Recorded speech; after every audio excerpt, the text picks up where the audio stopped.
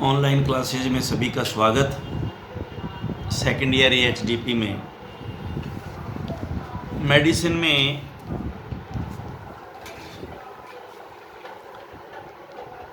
कान की बीमारी यानी कि डिजीज ऑफ द ईयर, जिसमें कर्ण शोथ यानी कि ओटाइटिस ज़्यादा इतना महत्व नहीं है आँख और कान से, लेकिन हमें क्योंकि गांव में इसके कई बार लक्षण मिले, कानू राध आवे जी, बस आन लागी जी, और ज़्यादातर डॉग में ये आपके पास लेके आएंगे, तो इसका हमें नॉलेज ज़रूर होना चाहिए। ओटाइटिस कान की सूजन अथवा कर्ण शोथ 3 प्रकार की हो गई। तो ये ओटाइटिस एक्सटर्ना यानी कि एक्सटर्नल ईयर जो है पार्ट, बाह्य कान के बाह्य भाग की सूजन। ओटाइटिस मीडिया बीच का भाग जो है कान के मध्य भाग की सूजन, और ओटाइटिस इंटरना कान के भीतरी भाग की सूजन। कारण इसमें वही हैं, बैक्टीरिया, पैरासाइट में ईयर माइट्स और ग्रास सीड इस तरह के हैं। तो पहले में जीवाणु, कान की बाह्य सतह पर कोई इरिटेंट लग गया यानी कि ज्वलनशील पदार्थ लग गया, केमिकल लग गया, तो पहला बैक्टीरिया हो गया, इसमें स्ट्रेप्टोकोकस, स्टेफाइलोकोकस, ई कोलाई आदि का संक्रमण। पैरासाइट कान के कीड़े, माइट, अभी पीछे हमने पढ़ा था माइट, मुख्य रूप से कुत्तों में जो है ओटोडेक्टस, साइनोटिस, ये जो है ओटोडेक्टस साइनोटिस। ईयर माइट्स में कान में खाज खुजली। सोरोप्टिक स्पीसीज जो है, सोरोप्टिक अभी पीछे पढ़ा हमने, सोरोप्टिक एंड सार्कोप्टिक, मेंज में हम अच्छी तरह आगे पढ़ेंगे ये सार्कोप्टिक एंड सोरोप्टिक। गाय, भेड़ व बकरी में। कुत्तों में ग्रास सीड भी एक कारण है जिससे कान में एब्सेस बन जाती है, मवाद बन जाती है, फोड़ा बन जाता है। सिम्टम जो है इसमें, कान में जलन होने से पशु का कान को दीवार, पेड़ आदि से रगड़ता है, कानों को बार बार हिलाता है यानी कि फड़फड़ाता है, कान लाल हो जाता है, सूज जाता है, पीला क्रीमी गंध युक्त पीप, पस कान से आने लगता है, दर्द वाले कान की तरफ पशु सिर को झुका के रखता है, यूँ कभी डॉग में जनरली देखने को मिलता है ये, और पशु बेचैन रहता है, कम चरता है, खाता पीता कम है। ट्रीटमेंट में कान को किसी भी एंटीसेप्टिक सॉल्यूशन से साफ कर देते हैं। सेवलॉन 0.5% और स्प्रिट को काम में कभी नहीं लेते हैं।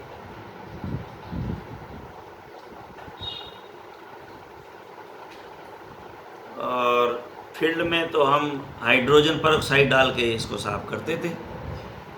हाइड्रोजन परऑक्साइड की बूंदें जब डालते थे, यहाँ दे नहीं रखी हैं, लिख लो चाहे, हाइड्रोजन परऑक्साइड आती है शीशी, तो आप कान के अंदर उसकी बूंदें जैसे डालेंगे तो वहाँ झाग बनेगा, और अंदर से वो झाग जैसे उठेगा तो उसको अंदर की मैल को बाहर निकाल देगा, तो फिर उसको ईयरबड से हम साफ़ करते थे।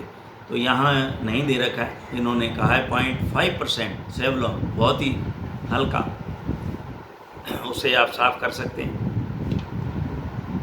हाइड्रोजन परऑक्साइड से कर सकते हैं। और एंटीबायोटिक ड्रॉप जो है उसके अंदर फिर बाद में डाल देते हैं, ear drops, antibiotic ear drops, जिसमें gentamicin, gentamicin hydrocortisone HC ear drop, और क्लोरोमाइस्टिन ईयर ड्रॉप्स। क्लोरोमाइस्टिन कल मैंने बताया था, क्लोरमफेनिकोल क्लोरोमाइस्टिन, जेंटामाइसिन हाइड्रोकॉर्टिजोन के साथ भी आता है, जेंटामाइसिन विद डेक्सामेथाजोन, और अकेला जेंटामाइसिन ड्रॉप्स भी आती हैं। तो ये जहाँ पे पस है वहाँ genta is the best solution, drug of choice. Fungal हो तो ये कैंडिड के नाम से आती है, clotrimazole antifungal, mycotic 1% drops आदि जो है कान में डालें। तो इनमें से एक, चाहे आप कैंडिड ले लें, क्लोट्रिमाजोल ले लें, माइकोटिन 1% ये ड्रॉप ले लें, इनमें से एक जो है कान में सुबह शाम, ये नहीं दिया हुआ, और मैं तो ये कहता हूँ 3 बार दिन में, TID 3 बार दिन में, और 7 डेज मिनिमम। इसमें नहीं दिया गया तो ये ज़रूर इसको आप नोट करें। और अगर ये क्लोट्रिमाजोल विद एनी एंटीबायोटिक भी आजकल आती हैं, विद एंटीबायोटिक आती हैं और विद हाइड्रोकॉर्टिजोन, एक में तीनों चीज़ें एक में भी आती हैं, अगर ऐसा है तो और भी बेस्ट रिजल्ट मिलेगा। BD सुबह शाम, और इस 7 दिन आप जो है इसको कान में डालें ताकि ये कान ठीक हो जाए। अब जो है हमारे पास अन्य बीमारियों में गठिया वात या रूमेटिज्म, अकड़ना, जोड़ों का दर्द, जोड़ों में खिंचाव आ जाना, एक ही बात है। रूमेटिज्म, गठिया वात,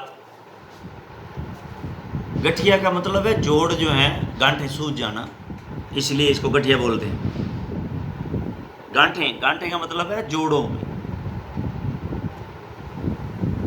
इसे स्क्रूज नामक रोग से भी जाना जाता है। इस रोग में पशु के जोड़ की हड्डियां व उसी के आवश्यक साइनोवियल झिल्ली, synovial membrane, synovial cavity fluid भरा रहता है जिसमें,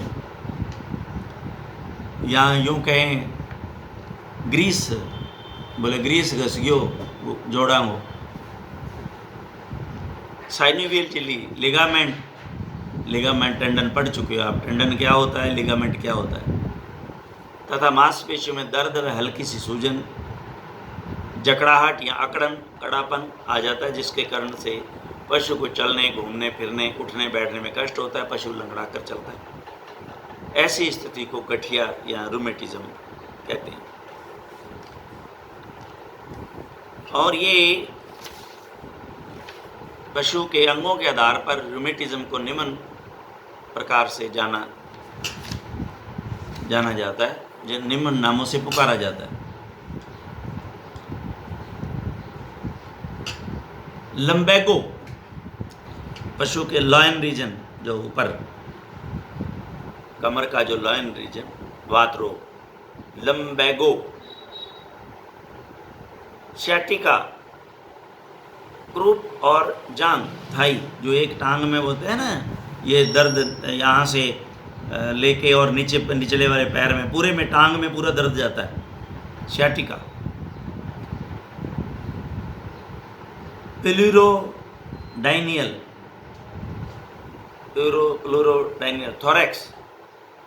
थोरैकिक कैविटी जो है, उसके जो जितने भी जोड़ हैं, उसके बाद में डोर्सोडाइनिया, पीठ, बैक का वात रोग, और रूमेटॉइड आर्थराइटिस, संधियों का वात रोग, संधियों। यह वात रोग सभी पशुओं में तथा सभी उम्र के पशुओं में होता है। कारण इसमें ठंडक, गर्मी व सूर्य के प्रकाश का अभाव, दीर्घकालिक बदहजमी एवं कब्जी, भोजन में प्रोटीन की मात्रा का अधिक होना, मांसपेशियों की कोशिकाओं में कैल्शियम का अधिक मात्रा में इकट्ठा हो जाना, साइनोवियल फ्लूइड जो जोड़ों में है उसमें कोई इन्फेक्शन हो जाना, अन्य बीमारियों के कारण में जैसे टॉन्सिलाइटिस, टॉन्सिल्स, गले में सूज जाना, क्रॉनिक मेट्राइटिस, यूट्रस में यूट्रस की स्वेलिंग, स्ट्रेप्टो एंड स्टेफाइलोकोकस का infection and cystitis, urinary bladder की सोजन। तो ये सारे के सारे जो हैं वो इसके कारण हो सकते हैं। सिम्टम में पशु में एकाएक तीव्र बुखार, पशु बैठने उठने चलने फिरने पर दिक्कत महसूस करता है, अकड़कर छोटे छोटे कदम उठा के चलता है, जोड़ों को दबाने पर पशु दर्द महसूस करता है, पशु को मोड़ें, अगर यूँ मोड़ें यानी कि यूँ घुमाएँ, मोड़े का मतलब यूँ नहीं है दोहरा कर दें, मोड़े तो मोड़ने में दिक्कत महसूस करता है। यूँ लाते हैं ना, चलते चलते को मोड़ लिया भाई ने वापस, तो ये मोड़ना ये नहीं कि इकट्ठा कर देना। मोड़ने में दिक्कत महसूस करता है अर्थात कठिनाई से घूमता है, घुमाते समय, नोट मोड़ने समय। और इसमें उपचार एंटी रूमेटिक दवाइयाँ हैं जो हमें देते हैं गाय व घोड़े में।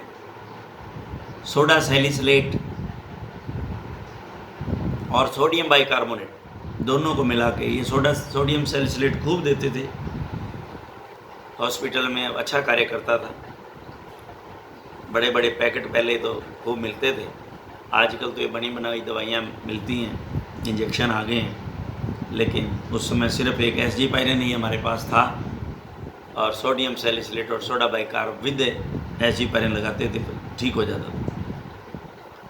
तो सोडा सैलिसलाज और सोडियम बाइकार्बोनेट दोनों 60 ग्राम, ट्रिएकल इसमें मीठा गुड़, क्यूएस क्वांटम सफिशेंटम, और इसमें इस तरह की 6 डोज बना करके 1 डोज एवरी आवर, प्रत्येक घंटे पर एक जो है डोज आप देते रहें। Injection एसजीपायरिन 20 ml best drug of choice था, इंट्रामस्कुलर फॉर कैटल।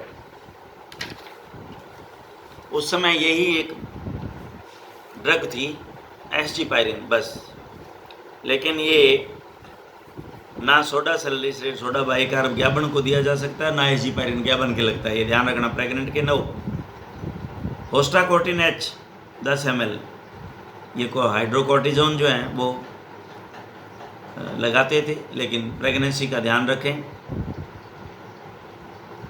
इंजेक्शन नोवलजीन दर्द के लिए, एनाल्जीन 30 ml इंट्रामस्कुलर।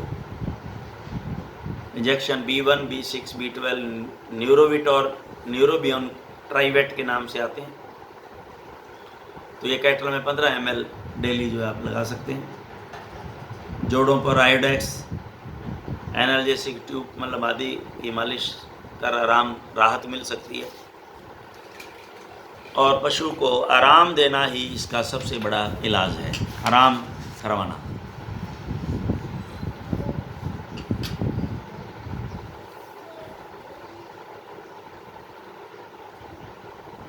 तो त्वचा की बीमारियां जो थी उनकी एक सारणी इन्होंने दवाइयों की दी है, वो अब सारणी में आपको डिस्कस कर देता हूँ। फिर हम नया जो मेटाबॉलिक डिजीज चैप्टर है, ये लंबा है, नेक्स्ट जब हम स्टार्ट करेंगे। तो अब दवाइयाँ जो त्वची है इंटेंगुमेंट्री सिस्टम पर असर करती हैं, जिसमें मेंज, खुजली, ये मेरे ख्याल से हमने पहले शायद ये चैप्टर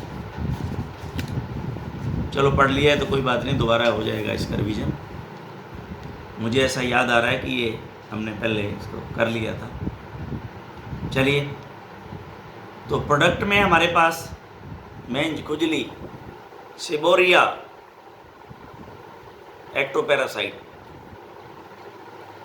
तो टेटमेसोल सॉल्यूशन मैंने आपको बताया था कि एक साबुन, टिक्की के टेटमेसोल सॉल्यूशन और साबुन दोनों आईसीआई कंपनी के हैं।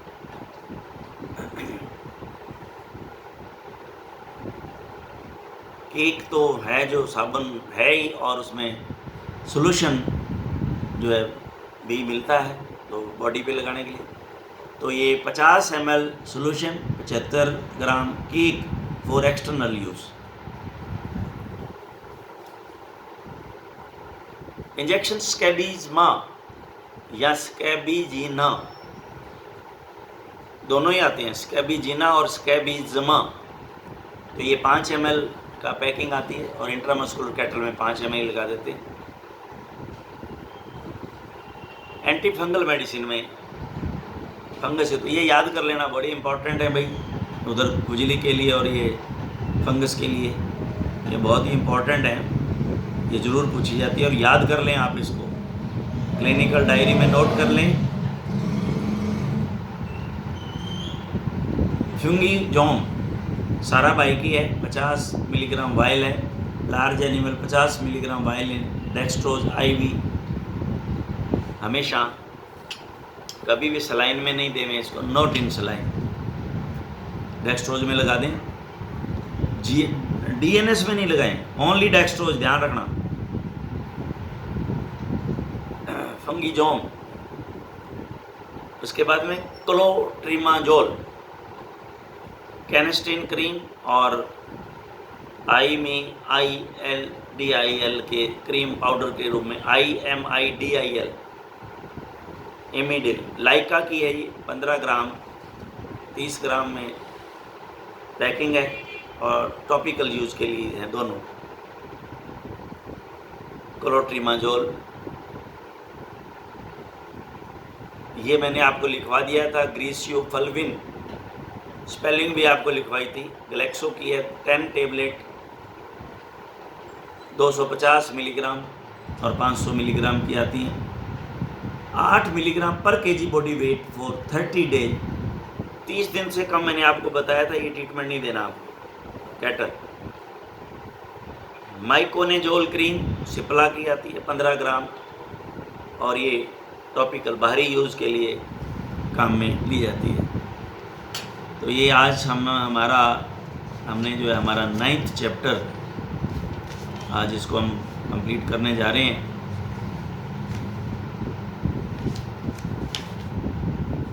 अब इस नेक्स्ट चैप्टर को हम बाद में शुरू करेंगे। हाँ, ये स्कैबीज में हमने पढ़ा था, कई जगह इसमें आ भी गया था, लेकिन ये ठीक है, चार्ट ठीक है, दोबारा नहीं है शायद, पहले आया। तो इसको आप, ये जो दवाइयाँ हैं एंटी फंगल और मैजिक, ये आप अपने क्लिनिकल डायरी में लिख लें और ये याद करें। नेक्स्ट चैप्टर हम नेक्स्ट हमारे लेक्चर में शुरू करेंगे। Thank you very much.